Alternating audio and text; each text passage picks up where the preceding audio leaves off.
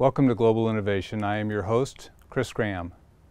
On our show today, we'll travel to San Francisco, California, to the RSA Security Show. Joining me at the show will be Letitia Smith. We will interview a number of people on a range of new techniques in the area of security. Welcome to our show.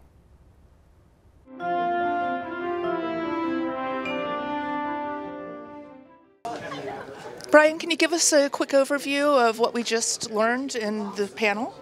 Yeah, absolutely. Well, this session, the theme of it was all about connecting the war room and the boardroom, and the idea was to give a number of different perspectives from law enforcement, of course, from technology, and from a services provider, but also from a chief information security officer of a major brand, what it's like to balance legal and reputational risk in the event of an emergency. And we talked about not only the reacting to data breaches, but some of the defensive countermeasures necessary to recognize and react and prevent, of course.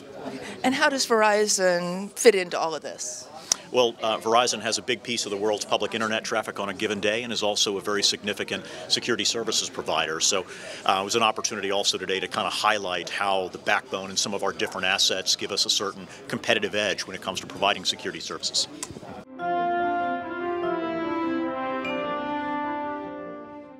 We're here at the RSA conference, sitting here with Ajay Gupta and Huawei.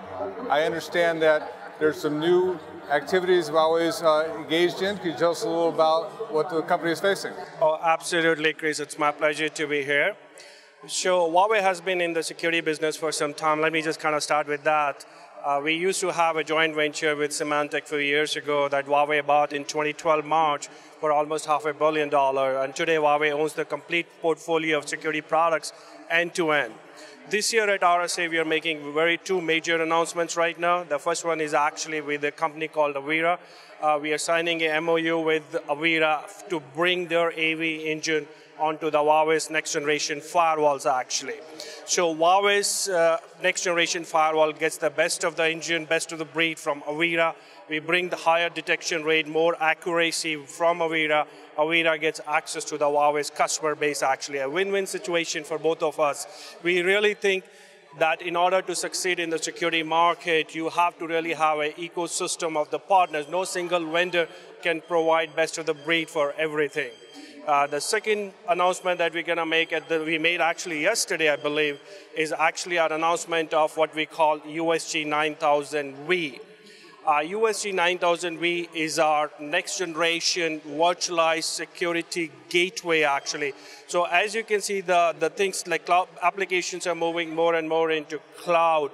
The emergence of VPCs, virtual private centers, the cloud data centers, you need a different form of security to combat the new threats coming out of these places.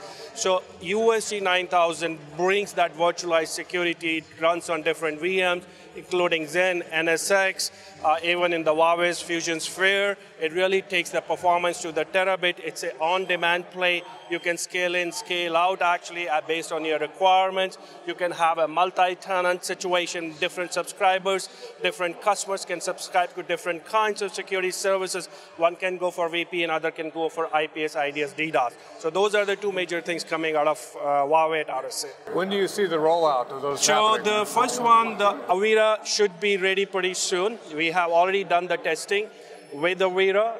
By end of the last month, we are done actually. So you're going to see the launch, the GA, going to happen pretty soon. The second one, USG 9000V, is actually going to be G8 for the customer in the second quarter of this year. Now looking forward to 2017, can you speak to the threat landscape? Oh, absolutely. It's funny that you asked that. So it's hard to keep pace with the hackers. They're always one step ahead of you, actually. So last year was the rise of ransomware. So 2017 is actually going to continue with that same ransomware threats. They are not going anywhere. They are going to keep going up, actually. But the one thing that is on the rise for 2017 is actually industrial IoT. Your sensors getting hacked, your surveillance cameras, your connected cars, your connected homes. So that's going to be the new threat targets in addition to the APTs and, as I said, ransomware keep going up actually. So really all the security vendors we find we have been asked by our customers to really come up with what are we doing in terms of some of those connected home, connected IoT kind of threats actually. So the ecosystem that you're attacking is not any particular marketplace, but rather will be agnostic to those particular applications? Absolutely. So our ecosystem is agnostic to the application. Wherever we find there's a place, we bring those partners. For example, last year we did a partnership with Firemon for proactive firewall management. Earlier this year in January, we announced a partnership with AlgoSec. So Huawei will continue to do this partnership and alliances with the right partners. There's a threat intelligence sharing consortium that was announced. We are looking for ways to really interchange our threats as well. So you're going to see more and more partners joining the Huawei ecosystem. That's Ajay Gupta and Huawei. Looking forward to 2017. Thank you very much. Thanks, Chris. Pleasure to be here. Thank you.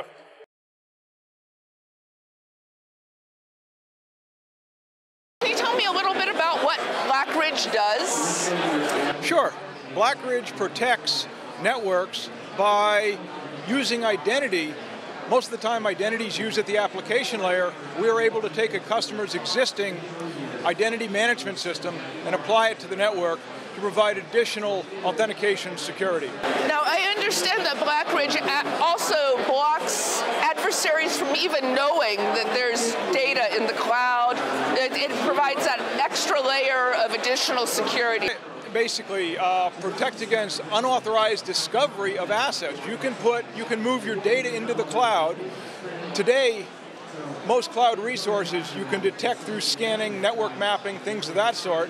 With Blackridge, you can completely cloak those resources and only allow those resources to be accessed by your designated authorized user. So like a whitelist.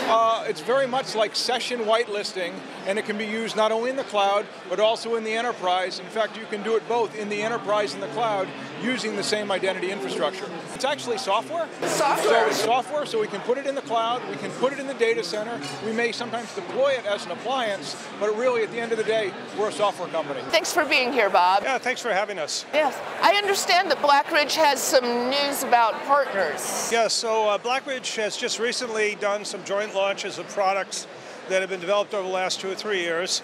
The main partner that announced product this summer was IBM. Ooh. And they'll be doing direct sales of the product during the year. We'll be supporting their customer salespeople, so we're very excited about that. Bob, that's great. We've also announced a partnership with Splunk, which gives them added identity capability. And there'll be several other analytics firms that we'll be working with after that. Right. Oh, Splunk. So we see a lot of value added for these companies and helping them increase their security footprint and be more effective in the industry. Absolutely, absolutely. Splunk's well known for being able to search through large amounts of data, and IBM's got a fabulous infrastructure for you guys. And then they'll also benefit from the capabilities that Blackridge Technologies brings to the table. And we'll give them some unique capabilities that other competitors don't have quite yet.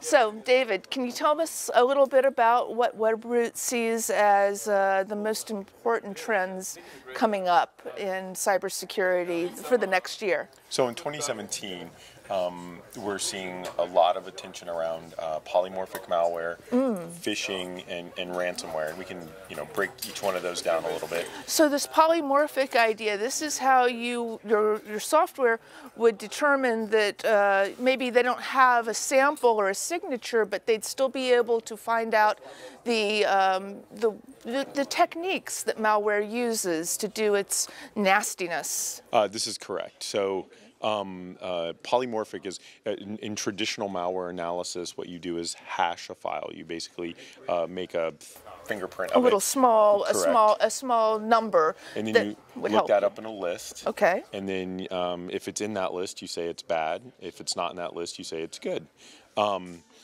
With polymorphic, you're not able to take that fingerprint because what's happening is the malicious actors, the cyber criminals, are actually modifying these files so they have a different fingerprint.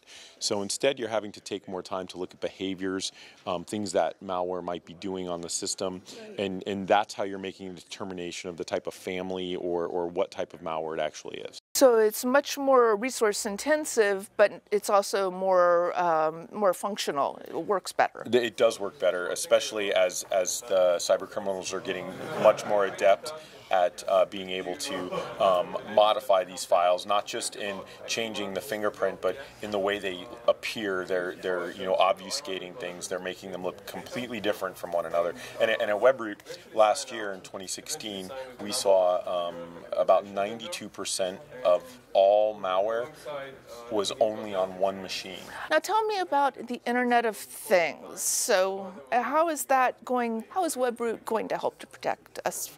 Well, so the Internet of Things obviously is connected devices, and there's a huge discussion around what falls inside and outside that bucket. But for the sake of our discussion, it's basically anything that is connected to the internet. And at Webroot, we're taking more of a network anomaly approach to that because it's one, not equitable or really feasible to try to put an agent on every IoT device. So what we're doing is spending time building tools. We have a solution called Flowscape that's actually doing network analysis and looking for anomalies in the network and communication between devices and trying to identify anomalous behavior inside the network and then identify what that anomalous behavior is. So it doesn't actually work on the endpoints, but it looks at the system as a whole, takes a baseline maybe? It does. So when you turn the system on, it does initially start monitoring, identifying the devices, understanding how your unique network performs, because every network is different, and then starts determining what is anomalous and what is basic common acceptable behavior between communication between devices, and then starts flagging things that you maybe want to take a look at. So this solution we're just now working with beta customers, proof of concepts. This is more for an upmarket, medium to large size organizations would work with our partners to implement this in their organizations. This isn't something right now that we would want you to run in your house. We're maybe going to look at that later. But it's for those larger environments, and it would run and sit in your network, but gather that data and then send it up to the cloud where we do large data analysis, machine modeling, things like that to make these determinations. Almost like machine learning, AI. It's completely based on that. Let's see, so is there anything that we should know about connected cars? So I have a huge opinion on connected cars. Yes. I think they're very sensational, and it's really interesting so far. Big news, yes. Right. It's but at the moment it's pretty hard to hack a car. It can be done. You have to have physical proximity. But the guys who did the Jeep, they showed that you could do it without the physical proximity, but they have actually patched that solution. So the interesting thing about connected cars is in my role, I spend a lot of time figuring out how people can monetize threats, because people are going to go where the money is. And right now, the connected cars, there's not a lot of money. Somebody's going to want to have to do some type of harm to you personally or something like that. Privacy. To really, Privacy risks. Exactly. Okay. So they're interesting cases, and I think it's really good people are spending time investigating. Thinking about this for the future. Correct. But right now, I don't see it as a huge threat. So speaking of monetizing, yes. How about ransomware? Ransomware is one of my favorite topics.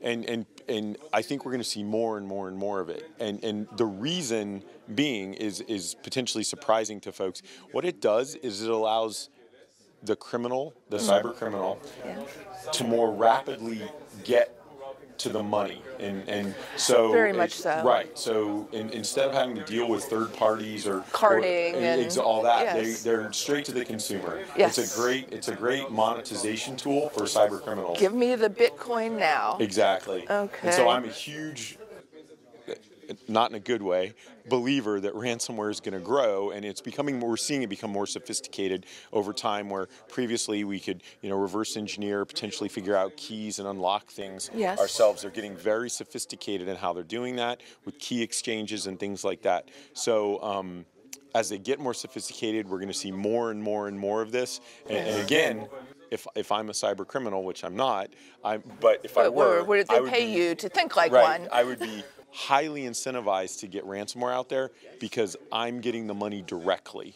And it's a wonderful thing in terms of monetization. How long has Webroot been in business? 1997 we started. 1997? So we've been around a while, yes. The internet was just starting. Yeah, it was just becoming popular at that time, that is correct. Fascinating. So you have a range of products for home, also small to mid-sized business. Is that correct? That's true. So we have endpoint solutions.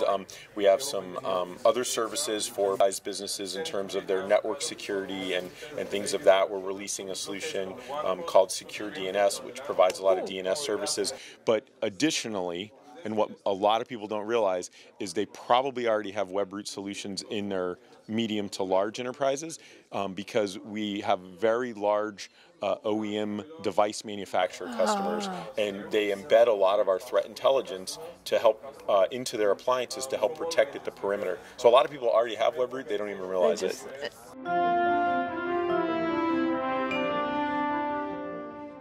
He's here to tell us a little bit more about cryptography and why entropy is so important to making cryptographic controls actually secure. Thank you for being here, Richard. You're most welcome. That's a tough subject for most people. That's okay. If you're still here, you know.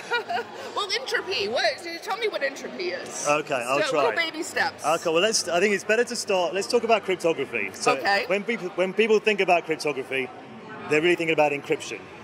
Okay. So we know that people steal data. Yes, they absolutely we see the news. You see the news stories every day, data being stolen. So the question is, well, how can we make sure that data is useless when it is stolen? Just random numbers, random bits. So you encrypt data. Okay. It's scrambled.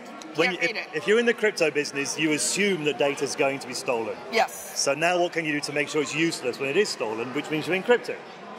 So encryption algorithms, they're not secret. We know how they work. They shouldn't be secret because they have to be peer-reviewed. Exactly. So the secret is the key that is used to encrypt the data. The private key. Exactly. So it's just like the lock on your front door at home. We know how your lock works. I could go to your front door, I could look on the internet and say, oh, okay, this is how the lock works. I can see an exploded view. The secret is the shape of the key in your pocket. Okay? What you have. Exactly.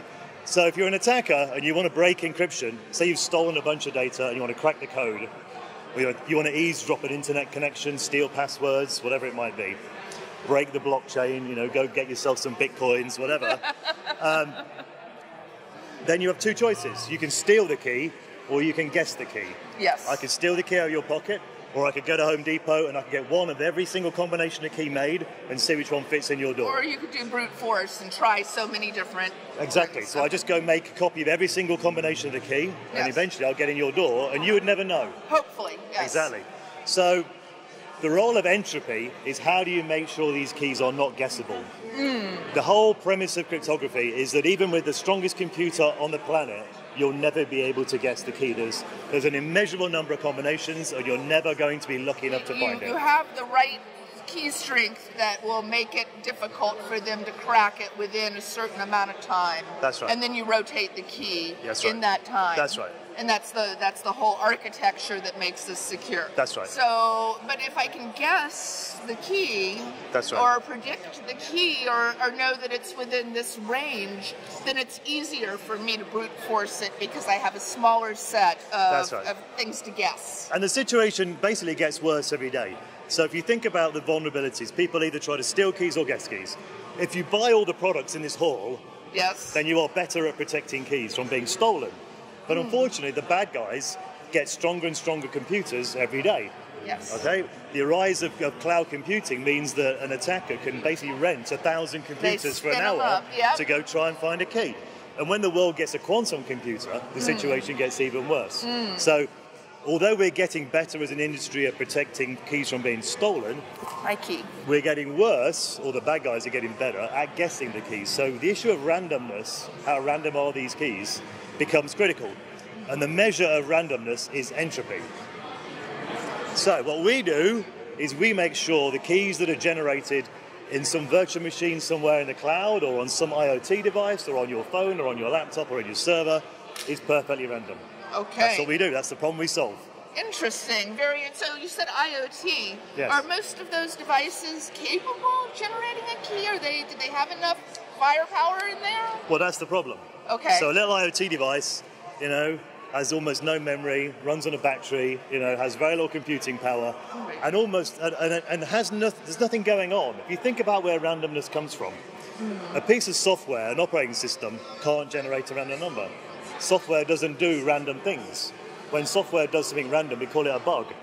We don't call it a feature, right? We call it a bug. Yes, that's true. I agree. We want our software to be predictable, to do the same thing. Deterministic. Exactly. So having a piece of software generate a perfectly random number is effectively impossible. So if you look at disk motion, or you look at packets arriving on a network, or mouse pads, or lava lamps, none of that stuff is perfectly random. Right. But if you mash it all together and you sort of filter it all out, then you can get to some sense of randomness to try and randomize your operating system. Problem is, when we move into the cloud, yes, we don't have any disks, we don't have any users, we don't have any mouse pads, it's all virtual. We don't have any keyboards, so we have very little access to entropy. So this is the other dichotomy that we solve. We work with Los Alamos Labs to build a piece of hardware to generate perfect entropy, and then we deliver it over the network to virtual machines. So you can put it into your own data center to service your own applications, or you can get it from our own cloud service. Okay, so that'd be an API that people could call. Yep. Instead of going to devrandom and Linux, they just go to. But that's the key point. So we don't force anybody to change any applications. Okay. So we make devrandom work better. Okay. Excellent. We make devrandom truly random. So this product called the Entropy Engine, which is one of Whitewood's two products, is based on an invention that I and my colleague Jane Nordholt at Los Alamos, that the laboratory licensed our invention to Whitewood, and so both Jane and I have been consulting for them on helping turn this into a product. I see. Well, how does it work?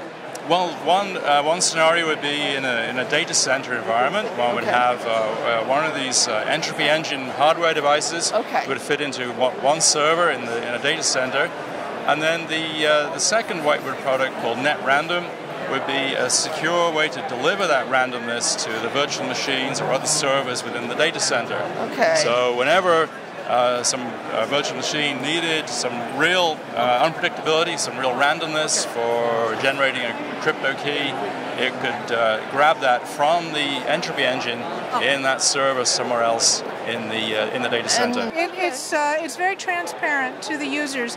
You can use one of our boards to give you a big file of random numbers, for example. Have control of the server. That's right. Okay. Or you can install this in a server, and it will feed random data into devrandom on a Linux machine and the equivalent on a Windows machine. Okay. And what that does is that means that suddenly something that was entropy starved is drinking from a fire hose.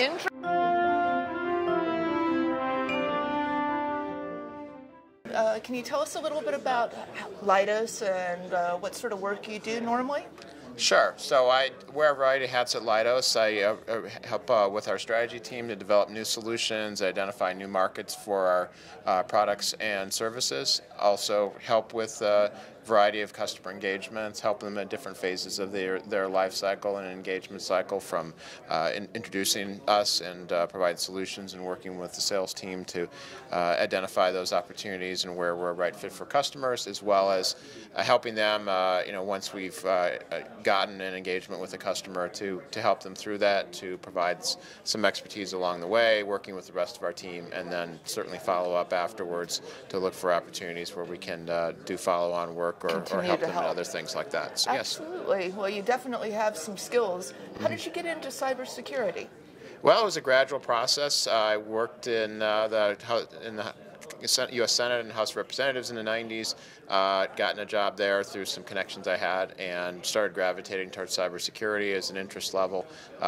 Took over being the information security officer in the office I was with in the House and other things like that. So just seemed interesting at the time. Cybersecurity was a growing field. We're in the early 90s where there was certainly still information security going on, particularly in the DoD and other places. But the appreciation, the products, what we see on the show floor here at RSA today is, was infinitesimally small back then. Obviously, there was still the RSA conference, but it certainly wasn't anything compared to what we're seeing today. A lot of the cryptographic papers was much more focused there, and less on the enterprise. But now we've got the enterprise, and also all the different verticals like healthcare and critical infrastructure.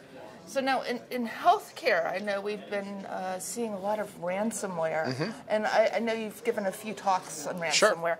Can you tell us a little bit about what the future holds for people in defending against ransomware, or what you're seeing as trends? Sure. So, we did a session yesterday here at RSA on the Internet of Things and ransomware.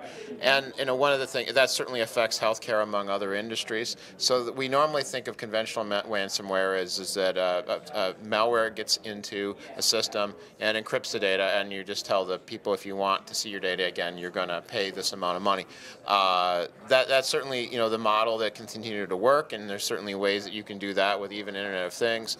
But remember, with a lot of physical devices, it's really about either denying them access to it or denying them sort of the functionality they need with the device. So used with automobiles is you may not be able to hack a car, but could you send a text message to an infotainment system on the car that pops up, the alert says, if you don't pay this amount of money, you're going to crash. Right. Even if they don't do anything. It's that sort of fear, particularly with consumers and other people like that. So with healthcare, we certainly see that evolving into medical devices and other areas as well, and using different ways, basically human psychology, which is what ransomware is all about, to take advantage of that. It's like a reputational risk. Well, it's reputational risk, or it's simply that they can do harm. It's just a question of what the attacker's objective is. Do they want to accomplish a political goal? Do they just want money? Sometimes we're seeing with some of the stock manipulation or market manipulation attacks too, which recently happened with Muddy Waters and all that is that they may just create somebody to cause somebody to do something that they can take advantage of elsewhere in the market. The other thing, of course, is that everybody thinks, oh, well, I'll just pay. Some hotel got compromised and it was $1,800. Okay, yeah, no big deal. The attackers are going to get better at their pricing strategy. You mentioned connected cars and security for that. I was wondering, how would people monetize hacking a car? That seems like it's sort of a dead end to me. Well, there's the conventional ransomware things like your car's not going to work unless you pay money. You can attack fleets the same way if there's other things like that. Certainly, with in another 5-10 years with totally automated cars, the prediction is, of course, that people won't own their car. It'll just be subscription based and everything else like that. So that would be a different model altogether. And certainly, anything that's autonomous like that you can also do. So I think there's a lot of the threats that we see haven't manifested themselves simply because it's difficult to monetize, and so it comes down to what somebody's objective is. Obviously, if it's the geopolitical things work is that it's all sort of a wink and a nod, saying wouldn't it be terrible if suddenly your traffic system stopped working or whatever. So we'd really appreciate it if you changed your position on this particular geopolitical issue. So I think those are the sort of things where we can envision in the geopolitical and in the hacktivist context, and we always think, well, no, we'll never bend to those sorts of things, but we do it sometimes. And then private organizations, large companies, there's all sorts of different ways that you can create a desire to do something, and it may seem unethical and inappropriate for them to bend to that, but they to run too. Wow, fascinating perspective. Thanks so much, Gib. We really do appreciate you coming on and giving us your viewpoint on